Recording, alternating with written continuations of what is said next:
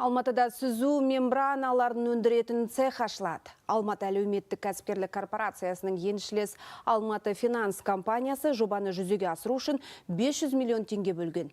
Өндірісті іске қосу 2025 жылдың 2-ші тоқсанына жоспарланған.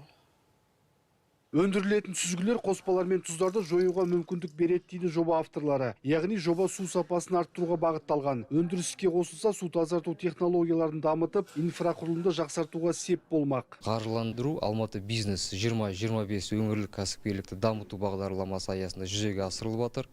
Несие көлемі 500 миллион теңге, оның 290 миллион теңгесі құрал жабдық сатып алуға, ал 210 миллион теңгесі шикізат пен материал алуға бағытталады. Несиенің жылдық сыйақы мөлшерлемесі 6%-дан аспайды. Қаржыландыру мерзімі 5 жыл. Айналым қаражатын толықтыруға қосымша 3 жыл беріледі. Мы будем производить. Өндірісте шикізатты сатып алу және дайындаудан бастап мембраналық элементтерді өндіру мен жинау, сондай-ақ сапасы мен беріктігін тексеру, қаптау сияқты жұмыстар атқарылады. Кәсіпорын физика-техникалық институтының аумағында құрылады. Оған 300 шаршы метр жер бөлінген. Бірінші кезеңде кәсіпорынның қуаттылығы жылына 8000 данаға дейін мембрана өндірсе, 3 ауысымдық жұмыс тәртібіне көшкеннен кейін бұл көрсеткішті 20 мыңға жеткізу жоспарланған. Теңіздегі сулардың бәрін тұшытып, оның жаңа минералдық төмендетіп, оны өндіріске пайдаланып, оның ішуге, тазалық салуға айналдыруға сондай біз технология жасап мембранды технология. Қазір әлемде таза ауыз су мәселесі өзекті. Әлем халқының жартысына жуығы тіршілік көзінің тапшылығын сезінеді. Бұл Қазақстанды айналып өтпейді дейді мамандар. Сондықтан бұл жоба еліміздің ауыз су қауіпсіздігіне оң ықпалын тигізбек дейді жоба авторлары.